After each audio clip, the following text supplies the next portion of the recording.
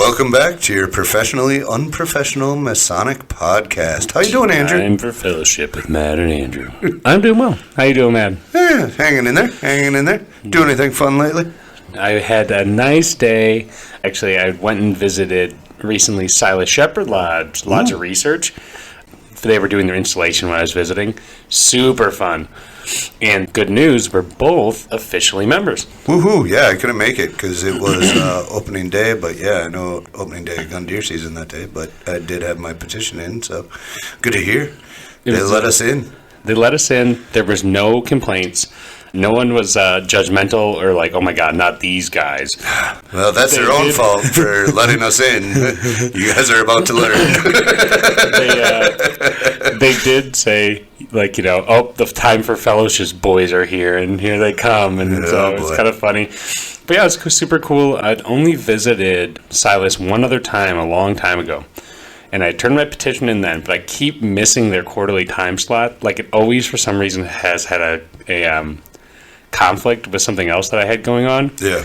And I'm like, crap, I'll make it to the next quarter and the next quarter. So I finally got back and sorted that out. It was very cool. They had read they had the installation ceremony, which was fun, and they had read a handful of interesting papers that a couple of the brethren had been working on. Frank McKenna did one talking about the intricacies within the obligation. Ooh.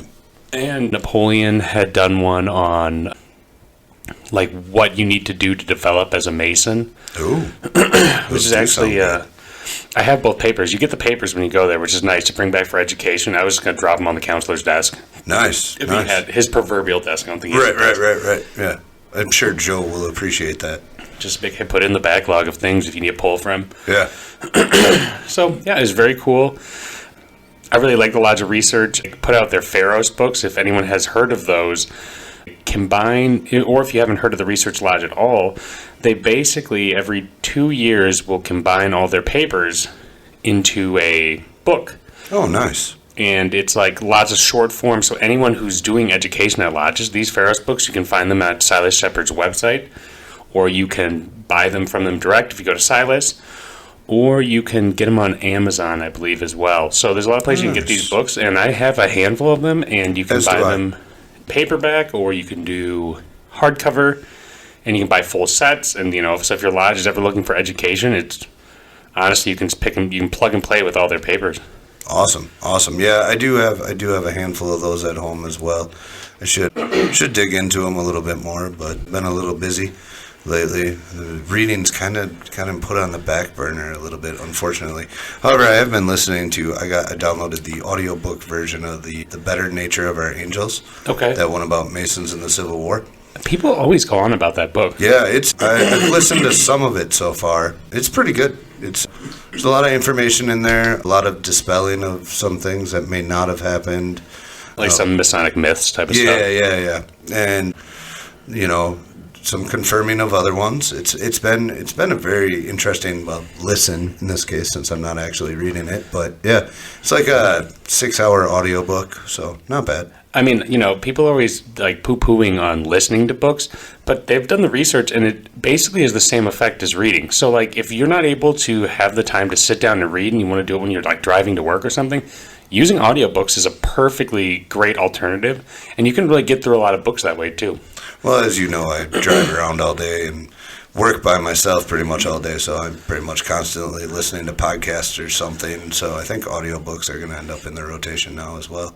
Yeah, I do both. I mean, I read books and I also listen to books. I mean, sometimes it's nice if you want to take a change of pace from a podcast to just listen to a book that you've been wanting to read, but you don't have the time. It's awesome. Yep, for sure. Which is a good thing. I wonder if maybe I should talk to Silas and be like, yo, first off, Napoleon, if you're listening, I know you have recording equipment.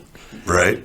I know you do. record some of those into audiobooks. That might not be a bad idea. I know Napoleon has a good reading voice as well. That he does. Think you probably just gave him an idea that he is both like, that's not a bad idea, and also like, oh, you just gave me more work. Publicly to the whole world. Publicly, nonetheless. I wouldn't be surprised if he had already been thinking about that to begin with, knowing him. No, I think that's a great idea. And you wouldn't have to read them all, Napoleon. I'm sure you'd have other people that would be willing to help out. Yeah, it's like he might know educators or something. Yeah, he might even have a podcast. I don't think anybody wants me to read an audiobook. How do you say that word? Yeah. Somebody help me here, please. Cool. Well, we have a very special guest today, so let's kick off the tunes, get this baby rolling, and we'll introduce our guest. Loosen up your ties and roll up your sleeves. It's time for fellowship with Matt and Andrew. The views and opinions expressed on this podcast are not necessarily the views and opinions of the Grand Lodge of Wisconsin or any other Grand Lodge or any appended body.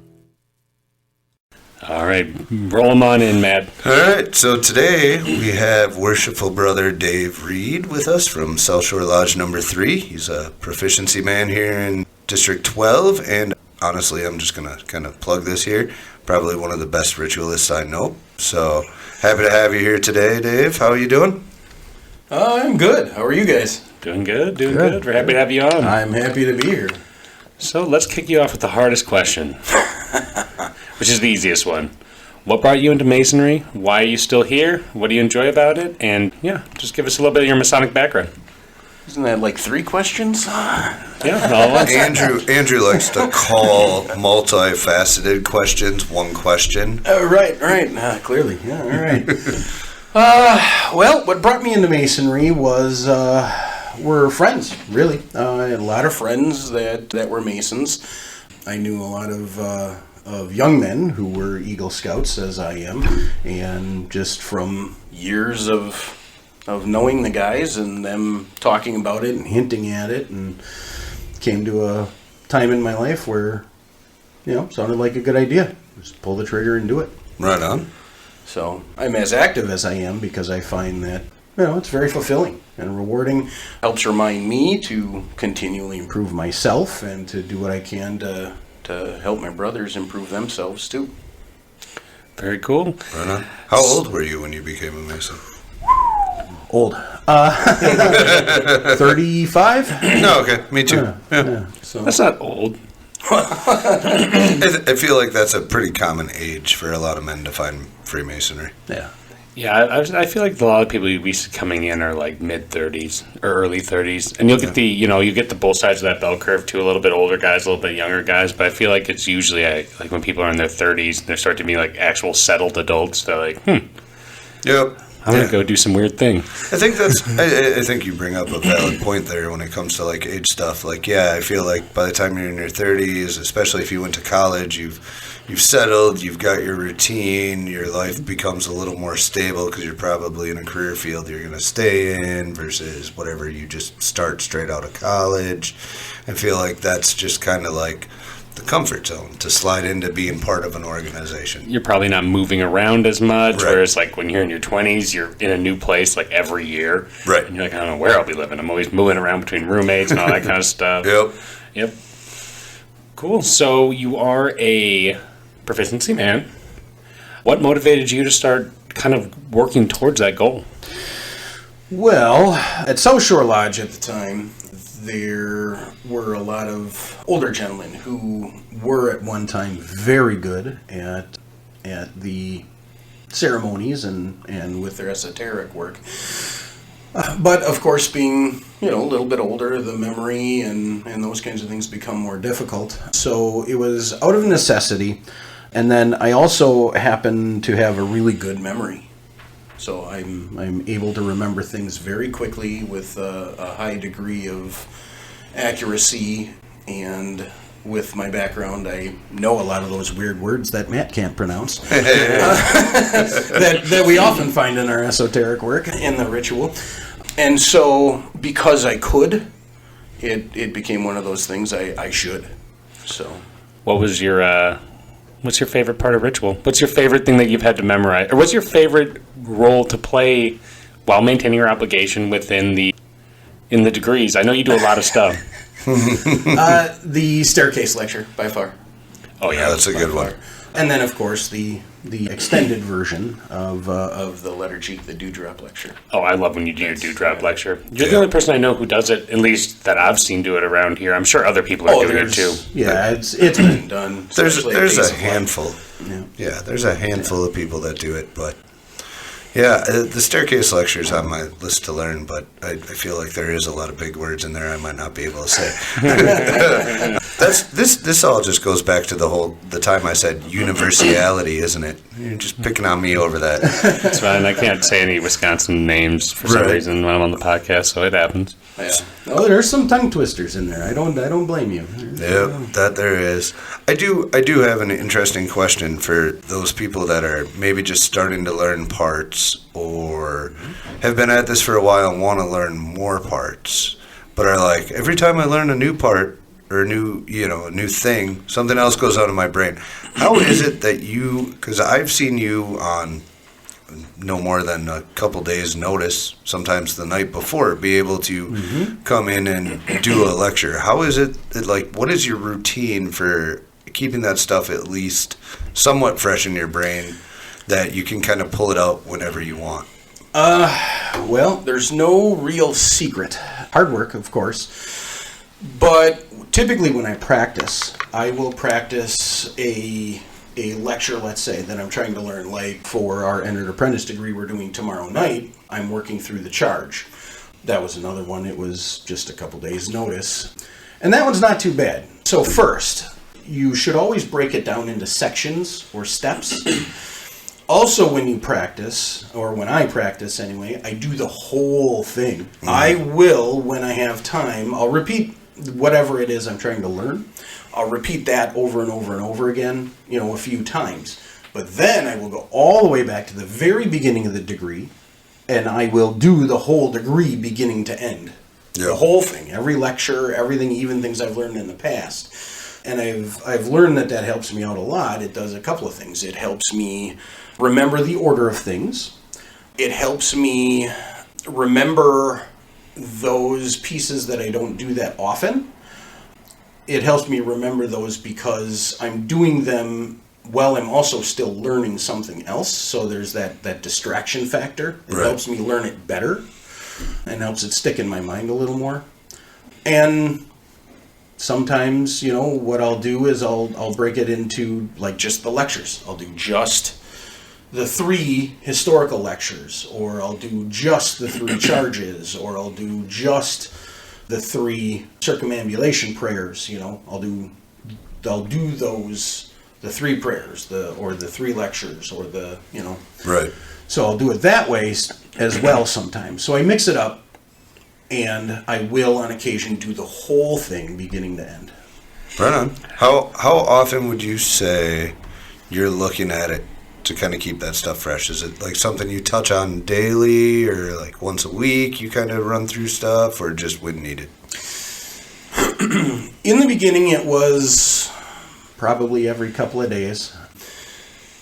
Now I don't really look at it because it's in my mind now. It's in my head.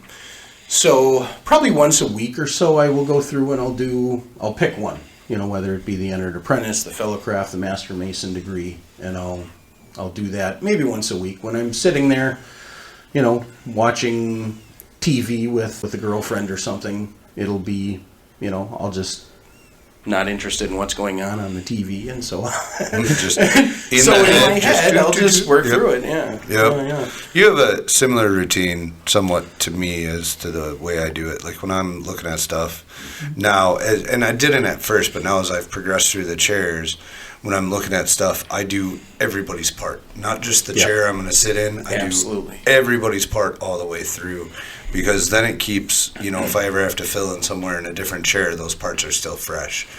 And then, when it comes to the charges, those I've done so many times now, I just kind of review as needed. It takes me a day or two to get it back to full memory. But I do the same thing there. The first time I'm learning a new part, I'll learn the first paragraph, and then once I have that first paragraph committed to memory, then every time I'll say the first paragraph from memory, but then read the second paragraph until I can get through 2 paragraphs by memory, but then I'm always saying it from word 1 all the way through the end of the 2nd paragraph, and then start learning the 3rd, and I just kind of build it. And what I found with that, and I feel like it's a very useful study style, is you are so confident in your opening that even if you're not like super confident about your ability at the end, that confidence that the beginning brings you, that of knowing the beginning so well brings to it, and as soon as you nail that beginning,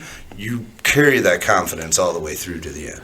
You know what's the weird thing? I always get we talked a while ago where you explained that you go through the entire thing, and after you told me that months, maybe a year ago, I've been doing that as well. And honestly, I highly recommend that to any officer going through, even a steward. Just read through the whole thing. You don't have to memorize it, just read it. Yeah. And then when you get to a part where you're at, so I'll go down, hit my part, and then I'll do it like 10 times, like bup, bup, bup, bup, bup, and then I'll keep going down the line. Mm-hmm. And I found that, like, we were doing practice the other day, and, I'm moving up to junior warden. I didn't even have to bring my ritual book because I already knew the opening and closing from just doing that. Right. Well, and you've seen it so many times now, too, at this point, right? Like, you've heard what the junior warden says so many times. And so it's just like constant repetition on this stuff, right? Well, we're also human beings, of course, and so we zone out on occasion, right? Right. So let's say some weird idea pops into your head, you don't have to, you don't have a part for another, 20 minutes or something, in the ritual. All of a sudden you snap back into the room and you're like, where am I? Then you hear somebody say something and you're like, oh, okay, all right, I got another 5 minutes, so it helps reading from beginning to end and learning it beginning to end because, it helps you snap back in. It helps you realize where you are should you get off track. Right. So. Right. No, it's important. I mean, it's especially important to know, like, all the other parts that surround it. Not necessarily know them verbatim, but, like, to be familiar. To be familiar with the parts around it. And I think I started realizing that at the senior deacon point, because there it's important that you know what other people are doing or saying. It becomes really important, and sometimes your cues and stuff are off of that. So, well, that's why it's such a fun chair. They say, like, the master's leading that degree. No, the deacon is controlling. That is the sun in motion. It is setting. It is bringing the degree to life because without the deacon's movements, no one else goes anywhere. It just sits waiting. The senior deacon is the director. Is the way I like to think of it. He's the director of the degrees. All the timing, everything else works off of him. Yep. It's so. I mean, and I always like doing. I like to do your method for memorizing too, because I forget where I read it, but a Mason was talking about when you're learning the ritual, you're building the Masonic temple in your mind, right. Mm-hmm. Which I think is kind of a really cool way to think about it, and you're really integrating the lessons of the ritual legitimately in full form in your mind, which I think is, one, very impressive, and it's a really good way to really interact with the ritual and to build a deeper understanding, because you could literally, if you close your eyes, and especially when you get to a certain level, you could walk through the entire degree in your head. Right.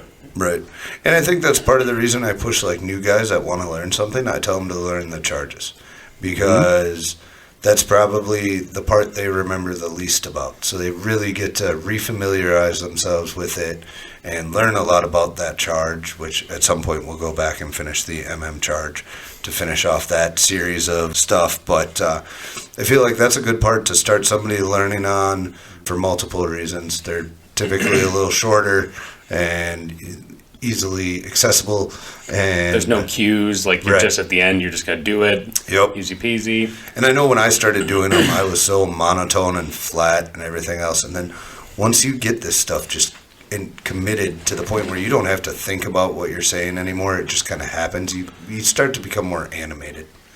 It's good prep work too, because especially when you're a younger member, a younger officer, you don't have any speaking parts, and so it starts giving you the opportunity to start polishing that, I don't know if candor is the right word, that animated nature of learning how to not only memorize, but also how to perform. Well, in Wisconsin, you don't have any speaking parts. Correct, yeah. Yeah. Other jurisdictions do it differently. Well, we're a Wisconsin podcast, so from another jurisdiction, we do a little different. And Florida guys, that's thanks to you that I know that. That's the only reason I know that, Florida boys, is because I saw you guys do some stuff, and the junior steward had to talk, and I was like, ooh, that's different.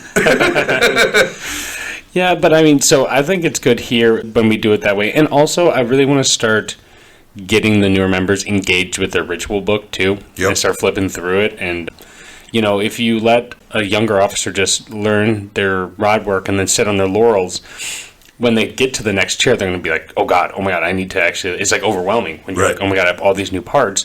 Whereas if you're in that time and you are reviewing and even just saying, hey, I know I'm just a steward, but we have a degree coming up, I'm going to read the whole thing, is to your benefit, because it's going to make, okay, ritual is fun when you're confident in it. Yep. Ritual is not so fun when you're panic memorizing 4 days before a degree. Or you realized you were supposed to learn a different part than you thought you were supposed to learn, and it's 5 minutes before you have to do said part. I don't want to talk about it.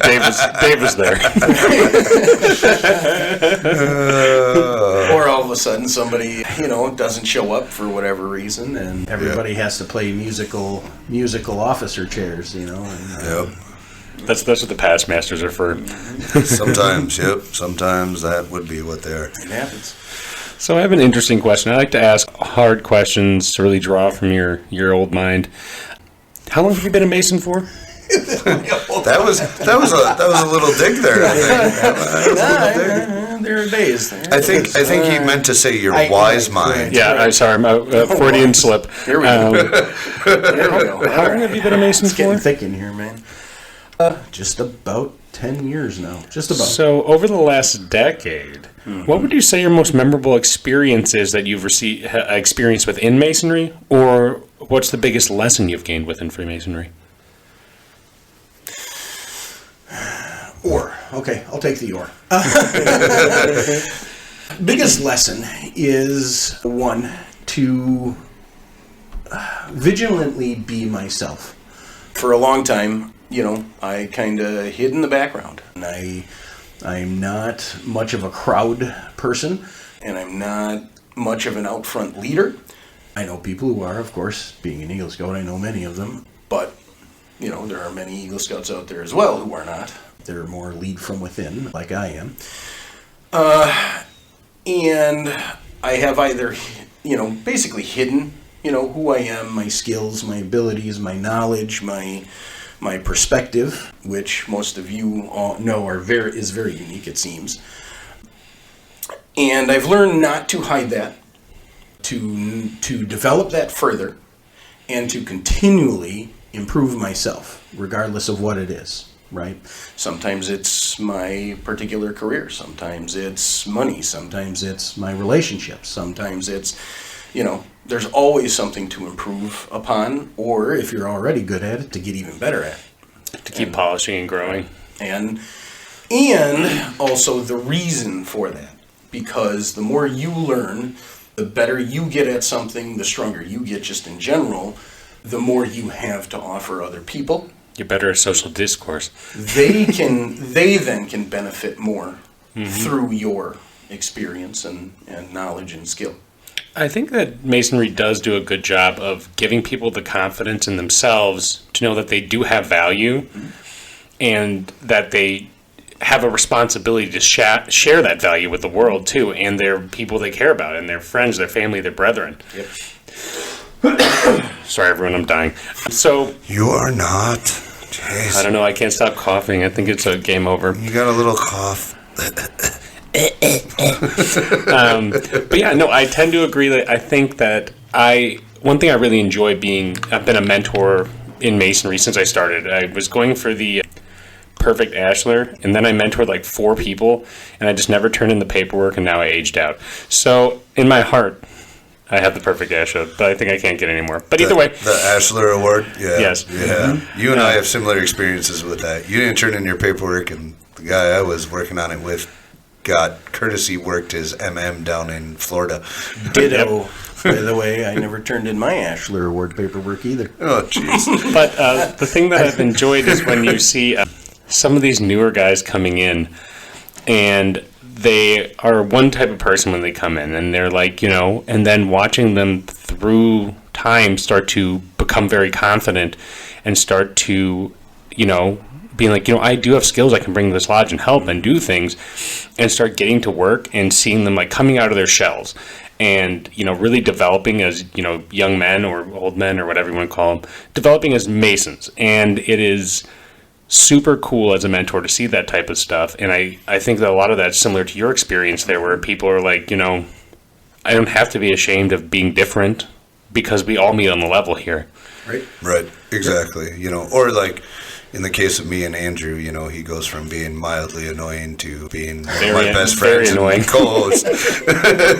Well, you should mention that. Every time I hear one of your podcasts and people talk about it, I'm like, these guys are a really good team, aren't they? I'm like, oh, yeah.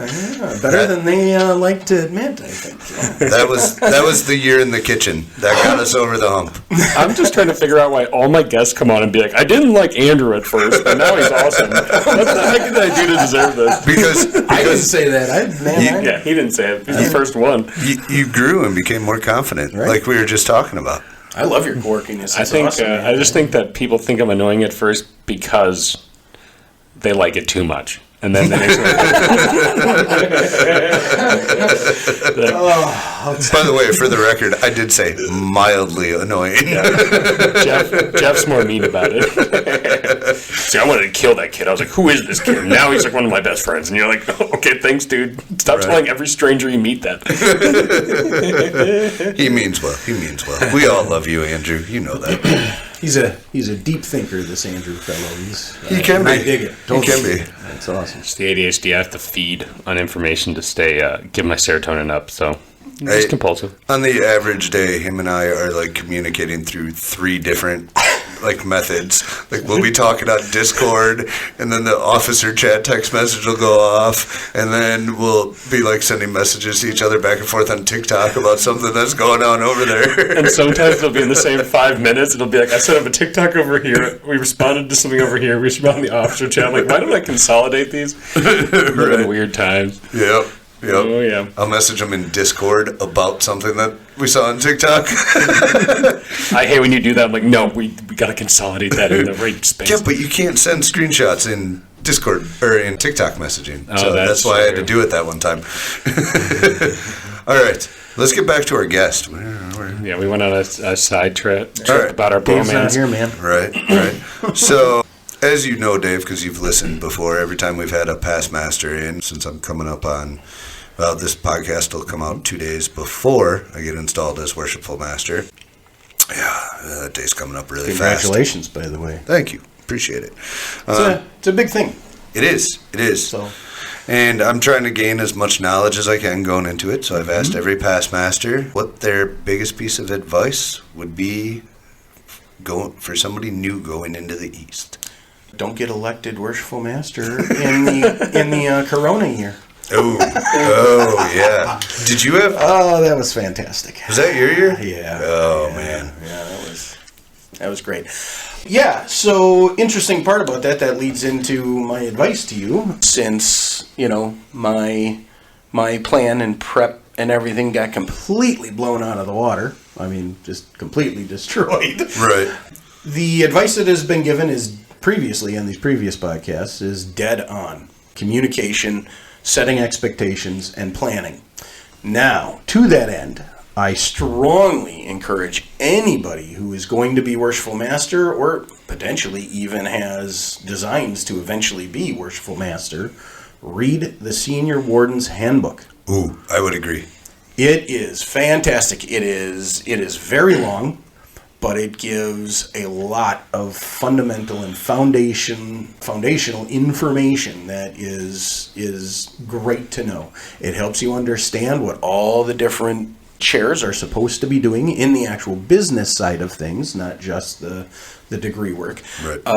It points out the things that will be important for you, calendar, budgeting, interacting with your officers, having regular officers meetings, because I know a lot of lodges don't do that. And it also helps set your mind at ease and keep you focused on what your goals are for the year. And your lodge's relationship to Grand Lodge even. There's a lot of information in there. It covers the gamut. It was super useful. There is ton of information in there, and I believe I even printed it out to read it and have a copy sitting at home. Yep. And I do plan on touching on certain parts of it again in the next few days and probably throughout the year, honestly. It was written a while ago, so some of the information in there is a little inaccurate for how lodges in this area anyway typically do masonry, but you'll be able to spot those. And you're Right. like, okay. I believe we had a conversation about that once before, about how great that Senior Warden's Handbook is, but Yes. also how outdated the part is about, have an answering machine with a phone number Right, dedicated right. to your lodge and Right. put on the status of events in the recording so that people can call in and, it's still not a terrible idea, but The idea, the underlying idea is sound and is accurate. We're all in this area anyway using our lodge page, the app, and the websites. Right. It's about making sure you're constantly giving that information to members. You're constantly making sure that they're getting the communications. In this day of electronic communications, it's important not just to send it out, but to make sure people are getting it, reading it. Maybe some of the people out there who aren't into technology, making sure that they are comfortable with it and helping them with it if they're willing to learn. I would agree that the underlying message is still there and important, and it boils down to communicating with your members. However, I think it would be nice for anybody from the Grand Lodge who happens to be listening, who might have the authority to, do something like this or put some people together to do something like this. Now that we do have all these new tools like our lodge page and Facebook and email and stuff like that, to have, perhaps a few guys sit down, go through the Senior Warden's Handbook, identify the parts that need to be updated, and update them appropriately so that you spell out better how to use some of these tools we now have at our disposal. Well, and a lot of these, very experienced men who are in those positions, they probably have good advice they can add to that book that they have learned through years too to freshen it up with the new modern stuff. And while we're making demands, Hey, I wasn't making a demand. I was very cordial about it. while we're making hardcore demands, I also think it'd be pretty sweet if we could consider making that an actual published book you can purchase from the Grand Lodge Square store. Ooh, that's a good idea. Even if it was a spiral bound or something, cost effective. I mean, I would think it'd be something that'd be interesting to have, the lodge buy and say, hey, you're going to the office, here's your book. You should read this, because you'll find that, I don't know how it is, but I've never even heard of the Senior Warden's Handbook. So it feels like the information is there for people who know it's there. But you got to, it'd be nice if it was more, in your face, this is the best method. You should be reading this. And I know there's been a lot of talk with our last couple of Grand Masters about planning and making sure you're prepared and doing good leadership. And I think that'd be a huge and very helpful tool, especially if it was freshened up.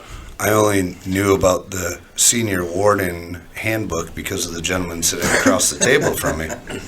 Because, that's the thing is the Grand Lodge website has a lot of actually really cool resources and education. It does. And quick plug then while we're on the topic, if you're a Mason listening to this and you haven't created your account on wimasons.org and logged into their education programs, you really should. And if you're a newer Mason, you should do that today, because there's a lot of good education and obviously stuff for running your lodge, other things, and great information. So you definitely should check that out if you haven't already. I would agree. I've read a bunch of those articles on there for some of those education programs, and yeah, it was very useful.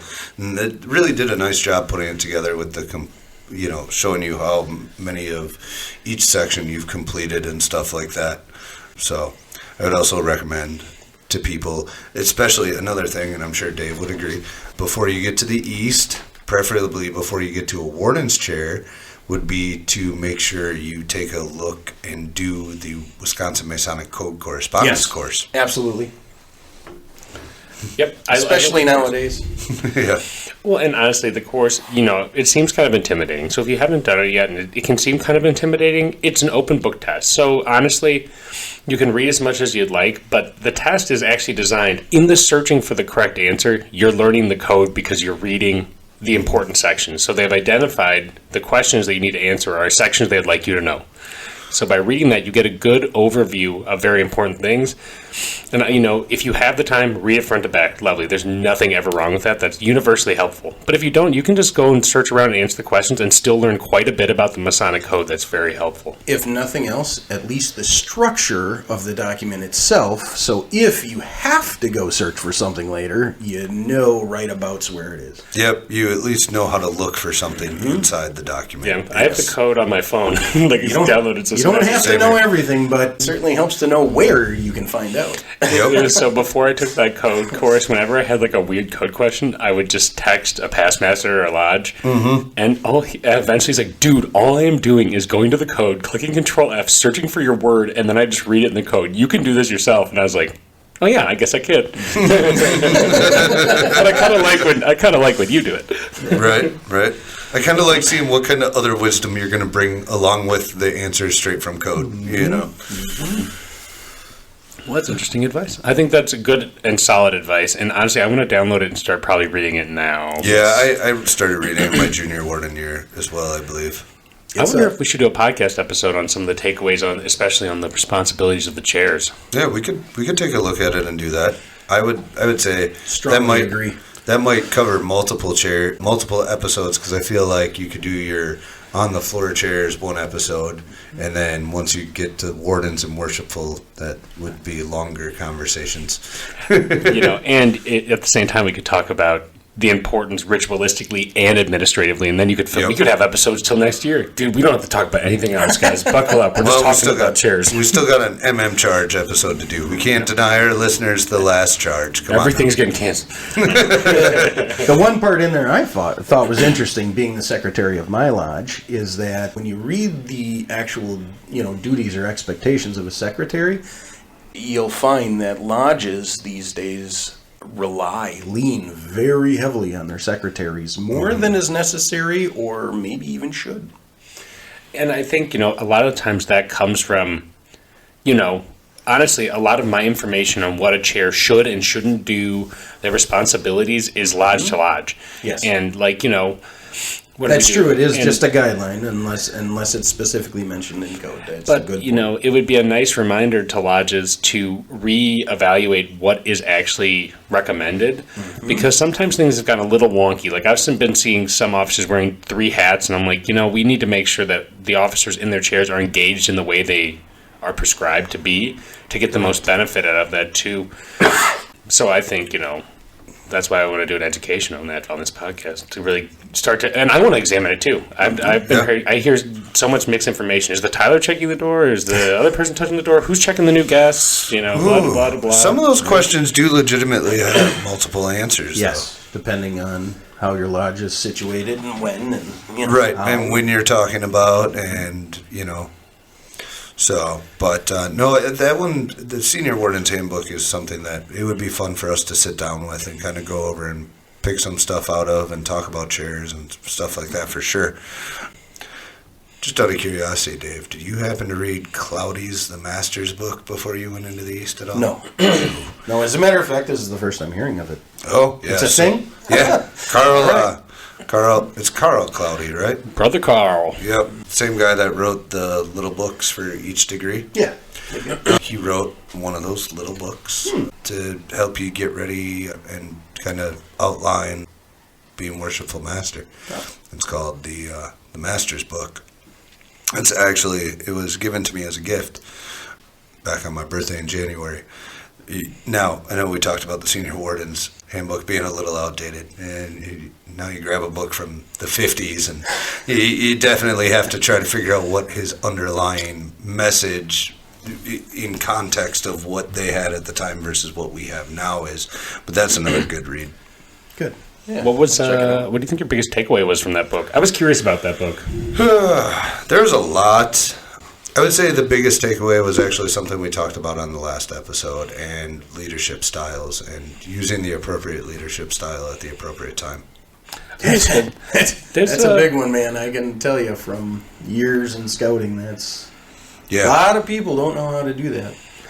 Yeah, and I've noticed that honestly, there's a lot of books online that people have written on. I see there's one that's Leading from the East is another book that I'm curious about. There's other books that are. About that one. I can send you the information when we're offline, but there's a lot of interesting books that I kind of want to start getting into about various people's opinions on being masters of a lodge and what they found and what they didn't found. Honestly, Matt, we got to be writing down all these past masters things and just publish a book, dude. All the past masters advice. So that's a multifaceted thing that we'll talk about offline, because, you talked about how there's books out there about being in the East, and there might be a little pet project of mine coming after my year. Also, keep in mind every Worshipful Master has their own flavor. Yeah, too. Yeah, So. But Some things will get delegated that normally, wouldn't, and vice versa. Right. Yep. I mean, that's ultimately the master's decision, and as long as it works in a way, I think the what's the saying we said, like, the Worshipful Master can delegate or do whatever he wants, except for scheduling degrees. He cannot escape that torment. That's at Lake. Some lodges will have, like, our ritual counselor. captain. Our counselor Byron takes care of that. Well, he also happens to be a Worshipful Master currently, but right. Yeah, we like to just make our masters suffer. Yeah, you have to schedule degrees and get a degree team together. Yeah, but that's a little cultural flair from Lake that I always thought was funny. Is like, if you try to get rid of us, the past masters will come after you. You do not get to escape this torment of trying to get all the parts in place and times and all that fun stuff. I've heard of other lodges that'll do it by like committee, like. Don't they? Some lodges have degree captains too that kind of do that. Yeah, that's a very jurisdictional and very lodge cultural thing. Yep. a lot of that I think has to do with the size of the lodge too. Sure. 40, 50 years ago when lodges were a lot larger in this area, that was a thing, right? You had an entered apprentice degree team and a fellowcraft degree team and a master mason degree team, and guys often specialized in a certain thing, because they had enough people in their lodge to delegate that. And that was a good way to keep people engaged, because if you have a lodge that's that full, you don't want people all just kind of sitting around. So it makes sense that they were like, hey, let's find ways to get more people involved. Right. And especially, back... Yeah, many hands make light work. Right. Mm-hmm. Back at that point where you had, maybe a 5-year wait to even get into the progressive line as junior steward. Yeah, how do you keep those guys engaged until they're going to get there, Yep. Yeah. So. Yeah. Cool. Awesome. Well, Dave, thank you so much for coming on and joining us today. I think the information you had is not only going to be helpful for our listeners, but people going through the officer's line and people working on ritual work. Dave is a great resource for that type of stuff. Yeah. Yeah. Anybody needs help or having difficulties remembering a part or anything, hit me up. Dave has been my mentor from another lodge. Yeah, it's like being a brother from another mother, right? South Shore and Lake have a very good relationship. It's very cool. Yep, and honestly, I recommend to, we've been talking about this a little bit, not to go down another sidetrack, but, I like to go down rabbit holes. Mm-hmm. The relationship that South Shore and Lake has built through some of the senior officers basically being like, we're going to come and visit so much to start to build this cross-pollination. Mm-hmm. Yep. Is super helpful, and I would recommend to any lodge who doesn't have a quote-unquote sister lodge. I'd call South Shore our sister lodge with the amount of cross-pollination we do. Mm-hmm. It's like being neighborly. Find a lodge in your area and start to cross-pollinate a little bit, because honestly it makes degree planning helpful, because you have somebody you can ask for a cup of sugar if you're running out. Right. And honestly it's fun. You get to travel, and if you find at least one lodge to be your little sister lodge for one another, I find it very Masonic and very helpful. Yep. Agreed. Yeah, I got nothing to add to that. I just wanted to talk about stuff. You always want to talk. That's kind of like your thing. I mean, we're on a podcast. What else do you want me to do? You stare at a wall? I'll just cough some more. Yeah. Just go back to your coughing over there. Cool. Wait. You said you were dying. Go back to your coughing. Coffin. Not coughing. Coffin. Awesome. Well, Dave, thank you so much. Thank you. And we'll go on to some news. Cool.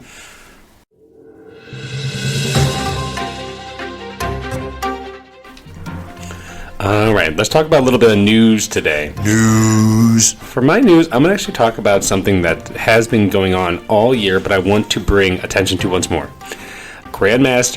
Our Grandmaster, David Ritchie, has been doing all year an appeal to build for our young learners. So our Masonic family is a family of builders, okay? So we really are, this year, the Grandmaster's been focusing on supporting the children's dyslexia centers, the children's learning centers for dyslexia, I should say.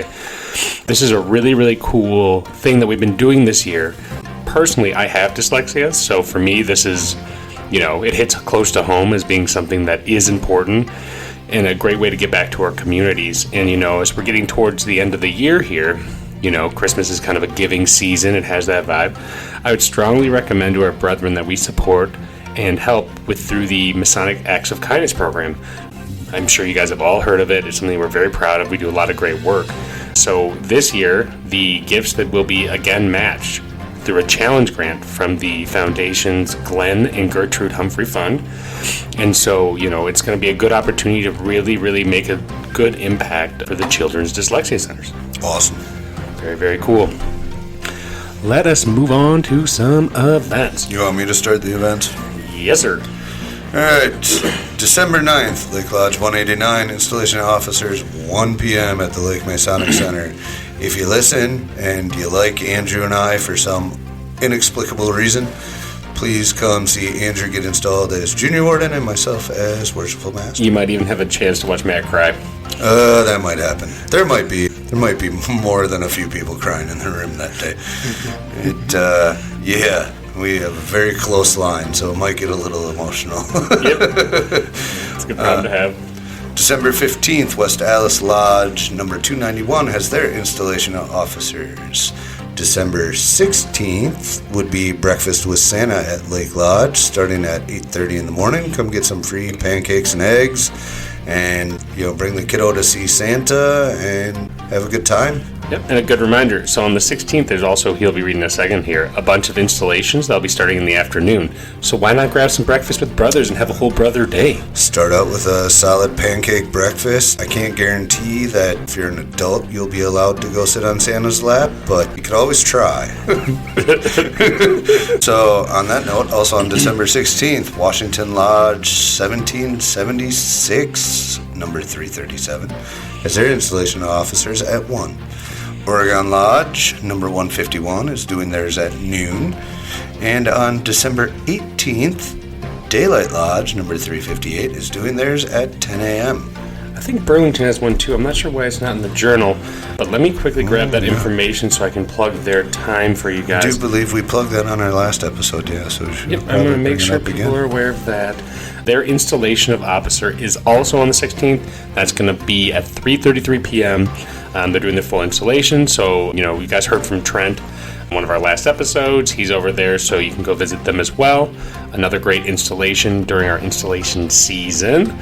The other events we have here are, Day of Light's got theirs on December 18th. So we have Day of Light. Daylight. Start with January. All right, here, let me just... You just do it. You're out of sorts today. I'll finish this up. We got Wauwatosa Lodges on January 4th at 7 p.m. And on January 6th, we have South Shore Lodge number 3's installation at the Lake Masonic Center. Also on January 11th, we will be doing an Order of the Rusty Nail at Lake Lodge's stated meeting. Dinner at 6. We'll open Lodge at 7. Rusty Nail to immediately follow the opening of Lodge. On January 25th, Lake Lodge is hosting the annual Robert Burns Dinner. Please have your reservations in by January 18th. Let me quickly check. It is indeed. Please have those in. Yeah, the 18th sounds right. Right, January 18th to have your reservations in for that. It's a great time. Roast beef, haggis, bunch of other food, bunch of ceremonial toast, and most worshipful past Grandmaster Paul Torvo will be our guest speaker. Awesome. That's all I got. Great episode, guys. And, Awesome. Thanks for coming in, Dave. Don't forget to follow us on Facebook, Instagram, X, all Time for Fellowship with Matt and Andrew. And also, if you have anything that you'd like to email us about, timeforfellowship@gmail.com. Yep, we're here as a service for you guys. If you have news, events that you want us to promote, we're more than happy to do so. So we'd love to hear from you. And, thanks for tuning in. Baba Booey. Baba Booey.